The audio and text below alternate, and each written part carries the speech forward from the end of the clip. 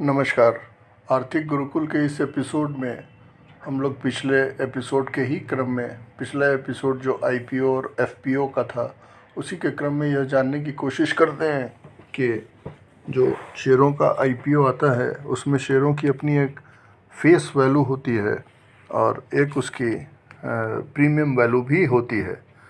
तो face value क्या है, और यहीं पर बहुत प्रासंगिक होगा यह भी समझना, फेस वैल्यू से ही मिलता जुलता एक दूसरा शब्द है जिसको बोलते हैं paid up value of shares. इन दोनों में कंफ्यूज होने की कोई आवश्यकता नहीं होती, यह दोनों अलग टर्म होते हैं। और फेस वैल्यू के संदर्भ में सबसे पहले हम लोग चर्चा करते हैं। फेस वैल्यू कंपनियों की किसी भी कंपनी के शेयर्स की वह मुख्य मुद्रा होती है, या उसके फेस वैल्यू जैसा उसके नाम से होता है कि जितने रुपए का वह एक शेयर होता है। मेरे स्मृतियों के आधार पर किसी ज़माने में 100 रुपये फेस वैल्यू के भी शेयर हुआ करते थे और 50 रुपये फेस वैल्यू के भी शेयर हुआ करते थे, जो कि कालांतर में धीरे धीरे कम होते चले गए और आज की डेट में सबसे ज़्यादा कॉमनली 10 रुपये की फेस वैल्यू के शेयर हुआ करते हैं। फेस वैल्यू 10 रुपये का आशय यह है कि उस कंपनी के अगर उसकी कैपिटल 1 करोड़ रुपए की है और 10 रुपये के फेस वैल्यू में वह बटी हुई है तो 10 लाख शेयर्स उस कंपनी के होंगे of the face value of ₹10 each. तो 10 लाख शेयर गुणे 10 रुपया उसकी फेस वैल्यू बराबर 1 करोड़ रुपए की उस कंपनी की चुकता अंश पूंजी होगी, जिसको हम लोग इशूड कैपिटल बोलते हैं। तो फेस वैल्यू कंपनी का शेयर जो होता है उसकी जो मुख्य वैल्यू होती है उसको ही फेस वैल्यू बोलते हैं, जो 10 रुपये की होती है। और इसी के संदर्भ में जिस paid up value of shares की हम लोग बात कर रहे हैं वह paid up value of shares कुछ मेरे अनुभवों के आधार पर और पीछे बिताए हुए जीवन के समय के अनुसार, जब फिज़िकल शेयर का ज़माना हुआ करता था उस समय पब्लिक इशू जब आता था तो सामान्य तौर पर शेयर्स जैसे अगर 10 रुपये के हैं तो कंपनियां जब पब्लिक इशू लाती थी तो उस वक़्त शुरू में ऑन एप्लीकेशन इन्वेस्टर्स से 2.5 रुपये मांगे जाते थे। एक उदाहरण के तौर पर बता रहा हूँ। तो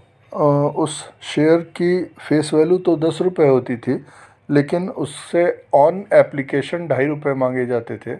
और जब किसी को कोई शेयर अलॉट हो जाता था तो अलॉटमेंट के टाइम में भी उसको फिर 2.5 रुपये उससे मांगे जाते थे। तो इस तरीके से उस 10 रुपये के शेयर की on application paid up value 2.5 रुपये की होती थी, और फिर बाद में जब अलॉटमेंट के बाद 2.5 रुपये उससे लिए जाते थे तो उस पर पेड अप 5 रुपये हो जाता था। और फिर कालांतर में कंपनी 1-2-3 महीने के बाद या कुछ समय के बाद, जैसा उसकी तरफ से पूर्व में ही प्रस्तावित होता था और नियमों के अनुसार होता था, तो वह बाद में फाइनल कॉल या फर्स्ट कॉल,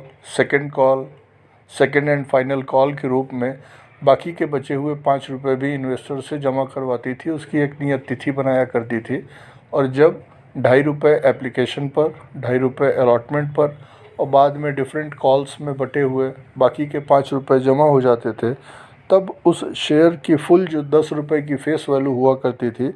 वही पेड अप वैल्यू 10 रुपीज़ की हो जाती थी। उस समय में आंशिक पेड अप वाले शेयरों की भी फिज़िकल शेयर सर्टिफिकेट के रूप में ट्रेडिंग हुआ करती थी। तो उसमें जैसे कोई शेयर 5 रुपये पेड अप किया गया होता था और 5 रुपये बाकी होता था, तो माना यही जाता था कि इस 10 रुपये के शेयर की वर्तमान में पेड अप वैल्यू 5 रुपये है और अभी 5 रुपये और कंपनी को दिए जाने हैं, जिस पैसे को कालांतर में इन्वेस्टर देता था। और उसके बाद उस समय में पुरानी स्मृतियों में है कि एक कंपनी की ओर से स्टिकर आया करता था, जिस स्टिकर को सर्टिफिकेट के ऊपर चिपकाना पड़ता था और वह फुल्ली पेड अप करके फिर वो शेयर 10 रुपये का शेयर 10 रुपये के बराबर में हो जाया करता था। तो फेस वैल्यू बेसिकली अब डिमैटलाइजेशन के इस ज़माने में तो जो भी शेयर्स आते हैं वो प्रीमियम पे ही सामान्य तौर पर आते हैं फेस वैल्यू के साथ में, और फेस वैल्यू में भी उसके एक पार्ट का अप्लाई करने का प्रचलन अब लगभग ख़त्म हो चुका है। तो इसलिए paid up value of the shares का कॉन्सेप्ट केवल समझने के लिए है, और फेस वैल्यू वो वैल्यू है जो शेयर की अपनी मुख्य मुद्रा होती है। इन्हीं शब्दों के साथ